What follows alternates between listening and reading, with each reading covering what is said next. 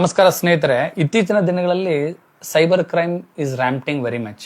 Cyber ಕ್ರಿಮಿನಲ್ಗಳಲ್ಲಿ ನಮ್ಮ mobile number ಹೇಗೆ ಸಿಗುತ್ತೆ? ನೀವು ಯಾವುದೋ ರೀತಿಯಾಗಿರ್ತಕ್ಕಂಥ ಒಂದು ಬಟ್ಟೆ ಖರೀದಿ ಮಾಡಿರ್ತೀರಾ, ಮೆಡಿಸಿನ್ ಖರೀದಿ ಮಾಡಿರ್ತೀರಾ, ಯಾವುದೋ ಒಂದು ಕಡೆ ಟ್ರಾವೆಲ್ ಮಾಡಿರ್ತೀರಾ, ನೀವು ಫೇಸ್ಬುಕ್, ಇನ್ಸ್ಟಾಗ್ರಾಮ್, ಸೋಷಿಯಲ್ ಮೀಡಿಯಾಗಳನ್ನು ಓಪನ್ ಮಾಡಿದ ತಕ್ಷಣ ನಿಮ್ಗೆ ಏನ್ ಕಾಣಿಸುತ್ತೆ ಅಂದ್ರೆ ಅದೇ ನಿಮ್ ಪ್ರಿಫರೆನ್ಸಸ್ ಬರುತ್ತೆ.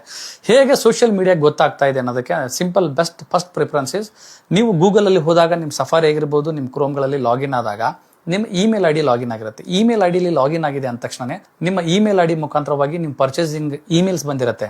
ಹಾಗೂ ನಿಮ್ಮ ಗೂಗಲ್ ಮುಖಾಂತರವಾಗಿ ಗೂಗಲ್ ಕಾಂಟ್ಯಾಕ್ಟ್ಸ್ ಕೂಡ ಸೇವ್ ಆಗಿರುತ್ತೆ.